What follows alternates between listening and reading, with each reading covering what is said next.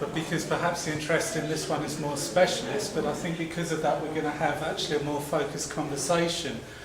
But to facilitate that, I think it would work nicely if most people could just try and sit around the table actually, facing towards here. And then people who join later can sort of walk around the edges, so we'd appreciate that.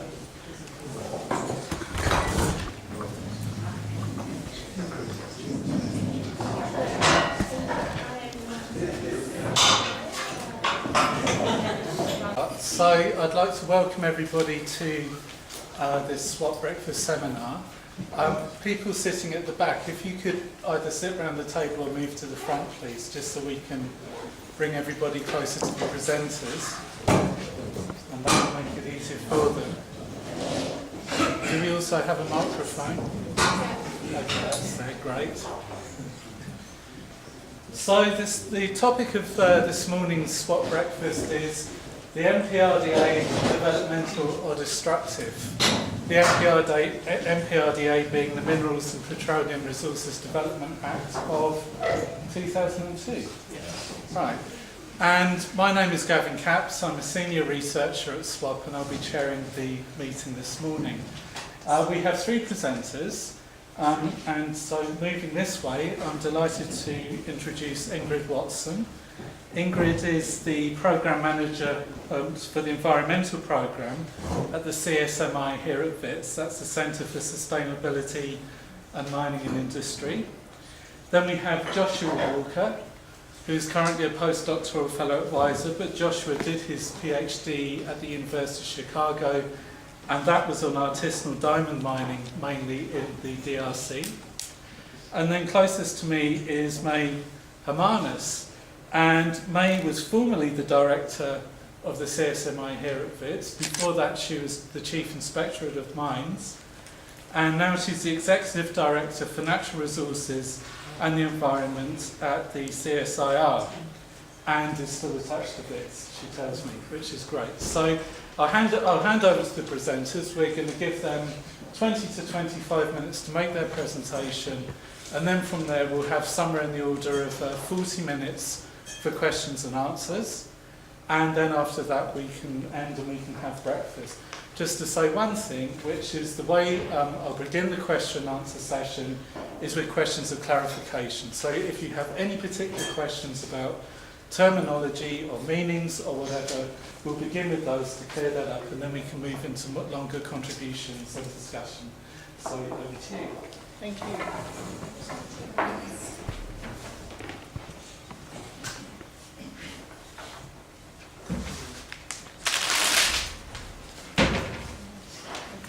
Good morning, everyone. We're very happy to be here. And I'll start off by saying that this paper was prompted by a discussion that took place between the CSMI and SWAP, actually some years ago now, about the factors and issues that are underlying some of the conflicts that we are seeing associated with the mining sector. And it's out of that conversation that this piece of research arises. Now there are actually 4 authors to this paper. And I'd like to just acknowledge Oliver Barker, who is sitting at the front end of the table, because his contribution to the paper, which are the maps, which are quite central to our argument, have been significant in our work. Now, I just want to set out the overview of the paper and the methodology. Essentially what we have is an empirical study, and that study is essentially links the changing footprint of mining. It's both expanding and it's fragmenting to social upheaval and environmental disturbance, and that is then linked to the MPDRA itself and some of the trends that it has set in train. Now, our approach has been transdisciplinary. The people who have been involved in the study come from very different backgrounds, and the whole discussion around transdisciplinary methodology is an interesting one in itself, and that probably warrants another discussion. But to go specifically to the issues in this paper, central to our argument is the idea that mining is a land use choice. and that choice is not necessarily benign. When mining takes place, particularly at a large scale, it can have very, very long-lived environmental impacts and social impacts, and these can have very long-term consequences for society, both locally and nationally. Now, and context really matters here. If we were considering a country in which the population was sparse, and in which there are many varied water resources that are plentiful, where arable land is plentiful, the trade-offs, and I'm using the word trade-off specifically, between mining and ecosystem services and mining and the social issues that it sets in train would not be as significant as they are in South Africa. And I just want to reflect on the issue of trade-offs. I use the word trade-offs because we are ultimately considering policy. And in the design of policy, it is important to think about what would happen how one weighs up, for example, the benefits of mining against the negative outputs of mining, the risks associated with mining. That may throw up issues of thresholds, that may throw up issues of constraints, and it would then be possible to build directly into policy some provisions that allow for those risks to be mitigated or avoided. Now, in the case of the NPDRA, the approach was around delivering certain democratic dividends, and issues around land use choices and environment and social factors simply weren't considered. Now, so we then arrived at the conclusion, having gone through an examination of the footprint and some of the impacts associated with it, that it's time to rethink the NPDRA. Now, I want to be very clear here that we are not saying that the NPDRA is responsible for all of the effects of mining that we see in the country. Simply that the NPDRA has acted to amplify those impacts because of its impact, because of its effect on the levels of activity in the mining sector. There are some limitations to our paper. You will see that there are uncertainties in the data, in the footprint data, and also we haven't directly associated specific mines with specific sources of conflict. And we infer that rather from the rich literature that is available both locally and internationally. And I'm going to hand over to Joshua to pick up on some of the policy data.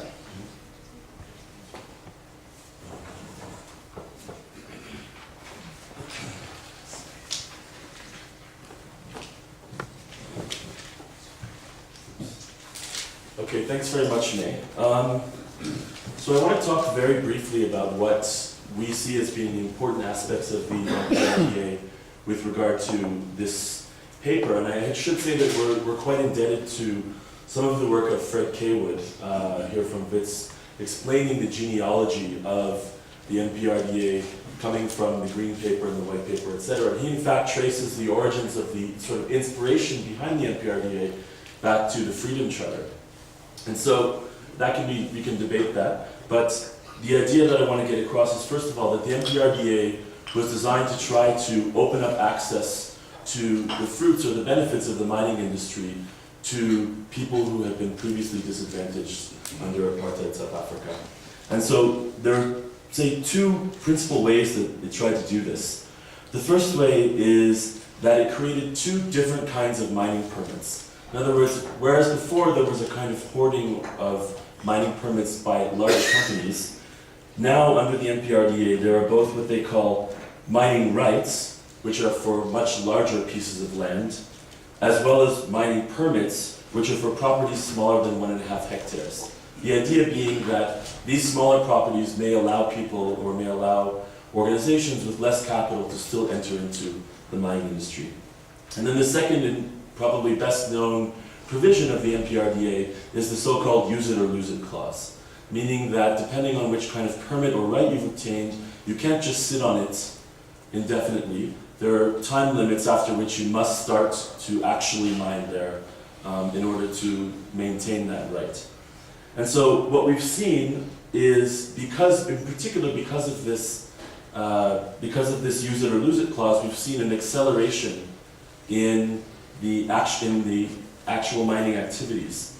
And as May described a couple of minutes ago, this increased mining activity has led to certain kinds of unintended consequences, both for the environment and for people in general. And I think, part of what we're trying to describe in the paper is the way in which, while there may be a specific narrow benefit that comes from the MPRDA, we need to think about its impact in a much more broad sense, to think about the kinds of citizenship that the MPRDA and the mining industry can create in post-apartheid South Africa.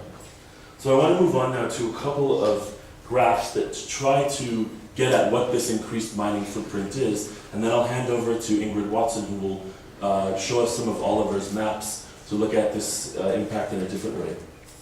So first we have, quickly, the number of establishments or operating mines in South Africa, and this all comes from the Department of Mineral Resources.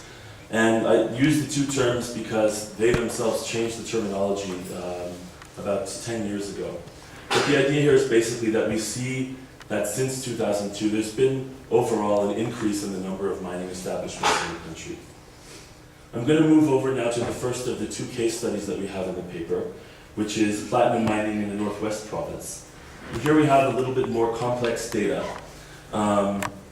We have the data from the DMR as well as the potentially more accurate data from Oliver Barker here. And here what we see is, while the number of mines stays relatively stable, we have a move between mines and projects. And part of what we're seeing here is that there's an increase on the one hand, but at the same time we know that platinum mining itself presents particular barriers related to the amount of capital required. And so so this is sort of one way of looking at it. There are other ways that we can look at this that have to do with the number of projects that are involved and the ways in which, there may be fewer actual mines operating, but the scale of those mines can be large. I'm going to quickly move over to coal mining in Mpumalanga. And again, here we see a sort of general trend, right, which is that there's an overall increase in both the number of mines and the number of projects over the last 10 to 12 years. So these are just, again, as May said in the beginning, the data for these kinds of activities is very difficult to obtain, or at least very reliable data can be difficult to obtain. But we're looking here more at sort of general trends. And now I'm going to ask my colleague Ingrid Watson to come up to talk about the coal mining footprint in Mpumalanga using some of Oliver's maps. Yes, thank you very much. So the following set of slides are going to translate the previous graphs into showing the physical footprint of coal mining. And here we see, specifically for 1991, the extent of coal mining in Mpumalanga Highveld, compared to 2001, where there hasn't been a significant increase, compared to 2014. And you can see how coal mining has expanded, and the physical footprint has expanded and also has moved further east and further southeast. A completely different data set, and I apologize if you can't see this too clearly, but this is from the Mpumalanga Tourism and Parks Agency. Again, illustrates the extent of mining and prospecting in Mpumalanga. And these were applications that they received between 2000 and 2015. And as much as 61% of the surface area of Mpumalanga is currently under mining or prospecting application, which is quite significant. We see similar data for the Northwest, where the land cover of mining has more than doubled between 1994 and 2006, with the associated urban footprint almost tripling. So that's in the Northwest. Also during this time, we see how ownership of the mines has changed, and this was an objective of the MPRDA. This map is depicted, the ownership is depicted in different colours, and this is for 2001, and you can see that change between then and 2014. Also of concern is the size of the mining rights, which have decreased, being too small to be financially viable in the long term. Smaller mines have fewer resources than larger mines. They have lower production and shorter mine lives. And this adds to the increasing number of defunct mines or mines that are closing and that need to close. The implications of the increasing rate and footprint of mining are significant from an environmental perspective. And our main concerns here are around land and land use and water.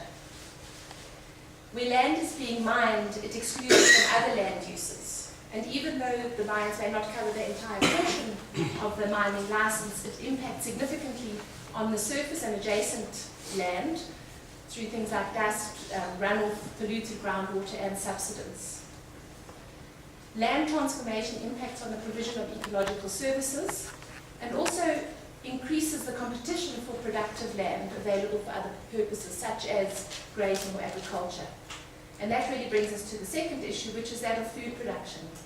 And in the case of Mpumalanga, this is a real concern, where coal mining is transforming our highly productive agricultural land, and we do not have a lot of highly productive agricultural land in South Africa. A report from the Bureau for Food and Agricultural Policy at the University of Pretoria in 2012 predicted that 12% of South Africa's high potential arable land will be transformed by current coal mining activities. That's over 300,000 hectares. And there's a further 13.6% under prospecting. The productivity of these soils cannot be restored after mining, even with rehabilitation, where this happens. There's a concern that rehabilitation doesn't always happen or doesn't always happen to the standard that is required. The other major concern is around water quality and availability. South Africa is a very dry country, as May highlighted earlier, and many have already expressed, as you can see by this July 2015 article, a concern around a looming water crisis. Mines are heavy water users. They abstract groundwater to keep their workings dry, and they impact on the surrounding wetlands and availability of water in the immediate areas. Most of our rainfall falls in the central and eastern highvelds, and this area is therefore key, a really important catchment. The grasslands and the wetlands in these catchments play an important role in regulating continuous provision of clean water. By transforming the catchment, as we are doing with coal mining, we impact on both the quality and quantity of the runoff. And the Carolina case, which I'm sure you remember from 2012, where the municipal water was polluted by acid mine drainage, is an example of how these environmental issues, if not well managed, can translate directly into community impacts. And May is going to touch a little bit more on those social conflicts and community impacts. Thanks.